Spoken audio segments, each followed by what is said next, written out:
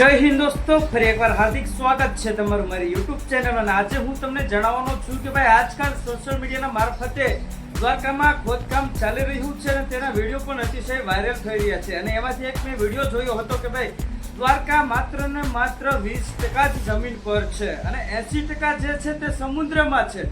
જ્યાં કંઈ તમે બિલકુલ સાચું સાંભળ્યું છે. તો શું હકીકત છે અને તેના પુરાવા સાથે વિડીયો પણ તમને બતાવવા જઈ રહ્યો છું અને વિડીયોમાં બન્યા રહો, સ્કીપ કર્યા વગર વિડીયો જોજો અને પુરાવા સાથે હું વિડીયો તમને બતાવું છું, જેનાથી તમને પણ વિશ્વાસ આવી જશે કે નહીં ભાઈ આ વાત સાચી છે કે દ્વારકા 80% જે છે તે સમુદ્રમાં છે. તમે બિલકુલ સાચું સાંભળ્યું છે ને. પૂરી ઇન્ફોર્મેશન સાથે તમને વિડીયો જણાવવા જઈ રહ્યો છું અને તમને જે પરફેક્ટ સમજાઈ શકશે કે હકીકતમાં દ્વારકા જે છે તે 80% સમુદ્રમાં છે. તમે બિલકુલ સાચું સાંભળ્યું છે. તો વિડીયોની શરૂઆત કરીએ અને એ ટુ ઝેડ ઇન્ફોર્મેશન જણાવું એની પહેલા ગાઈસ, જો તમે મારી ચેનલમાં નવા હોય તો પ્લીઝ યાર મારી ચેનલને સબસ્ક્રાઇબ કરીને ઓલ નોટિફિકેશન પ્રેસ કરી દેજો, જેનાથી અપ ટુ ડેટ અને આવનારા સમયની સાચી જાણકારી તમને મળી રહે. તમે બિલકુલ સાચું સાંભળ્યું છે. મેન વાત એ છે કે ભાઈ સાચી જાણકારી શું છે, કારણ કે આજકાલના સોશિયલ મીડિયા પ્લેટફોર્મ પર શું કહેવાય આમ અફવાઓથી પ્લેટફોર્મ ભરેલું છે. એટલે કે સોશિયલ મીડિયા જે છે તે અફવાઓથી ભરેલું છે. તમે બિલકુલ સાચું સાંભળ્યું છે ને. લોકો વ્યૂ અને પૈસાના ચક્કરમાં શું કહેવાય ખોટી માહિતી આપી દેતા હોય છે. એટલે જ કહું છું ગાઈઝ કે તમે જો ચેનલમાં નવા હોય તો પ્લીઝ ચેનલને સબસ્ક્રાઇબ કરીને ઓલ નોટિફિકેશન પ્રેસ કરી દેજો, જેનાથી અપ ટુ ડેટ અને આવનારા સમયની તમામ સાચી જાણકારી તમને મળી રહે. તો વિડીયોની શરૂઆત કરીએ અને વિડીયોની શરૂઆતમાં જણાવું કે ભાઈ અત્યારે હાલ સોશિયલ મીડિયા મારફતે એક વિડીયો અતિશય વાયરલ થઈ રહ્યો છે, જેમાં એક રિપોર્ટિંગ કરી રહ્યા છે અને ભાઈ એક વ્યક્તિને પૂછે છે અને તે વ્યક્તિ પણ દ્વારકાના છે. તમે બિલકુલ સાચું સાંભળ્યું છે. તે ભાઈ એવું કહી રહ્યા છે કે ભાઈ આ દ્વારકા જે છે તે 80% સમુદ્રમાં છે.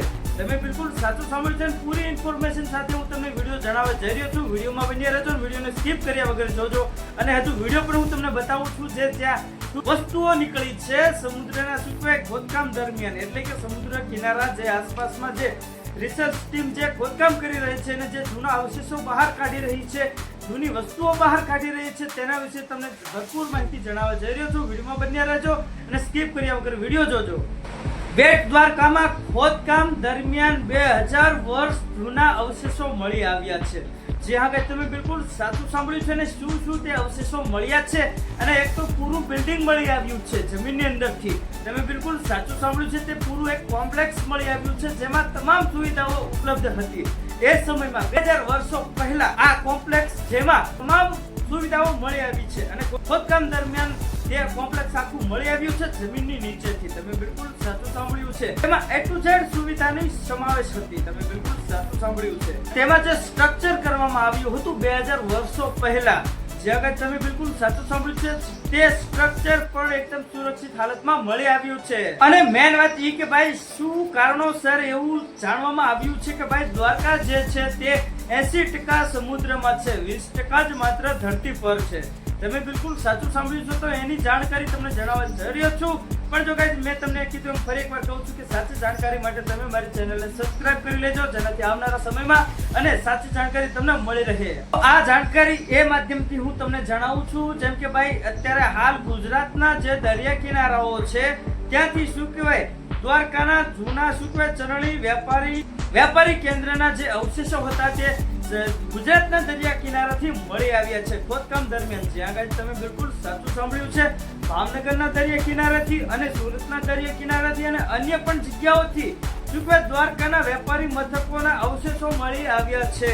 એને લઈને લોકો કહી રહ્યા છે કે ભાઈ 80% જે દ્વારકા છે તે સમુદ્રની અંદર આવેલું છે. તમે આ દ્વારકા જે છે તે બેટ દ્વારકા છે તે વર્ષો જૂનું શું કહેવાય 2000 વર્ષો પહેલા તેને વેપારી કેન્દ્ર માનવામાં આવતું હતું. અને આ બધા પુરાવો મળતા શું કહેવાય તેના જે જૂના ચલણી સિક્કાઓ છે, વિદેશી સિક્કાઓ છે, વિદેશી અવશેષો મળતાની સાથે જ જાણકારી મળી છે કે ભાઈ દ્વારકા જે છે તે શું કહેવાય વર્ષો જૂના પહેલા તેને વેપારી મથક માનવામાં આવતું હતું. એટલે કે ત્યાંથી માલ સામાન વિદેશમાં લઈ જવામાં આવતો હતો જહાજો દ્વારા. જ્યાં કે તમે બિલકુલ સાચું સાંભળ્યું છે ને. વિદેશમાંથી ભારતમાં માલ સામાન લાવવામાં આવતો હતો. તમે બિલકુલ સાચું સાંભળ્યું છે ને. આને લઈને લોકો એવું કહી રહ્યા છે કે ભાઈ 80% જે દ્વારકા છે તે સમુદ્રની અંદર છે. તમે બિલકુલ સાચું સાંભળ્યું છે. જે અલગ અલગ જગ્યાએથી એટલે કે દ્વારકાથી પણ દૂર દૂર સુધી દ્વારકાના અવશેષો મળી આવ્યા છે, એટલે કે જે વેપારી મથકો હોય તેના અવશેષો મળી આવ્યા છે દૂર દૂર સુધી. તમે બિલકુલ સાચું સાંભળ્યું છે, દ્વારકાથી પણ ઘણા બધા કિલોમીટર દૂર.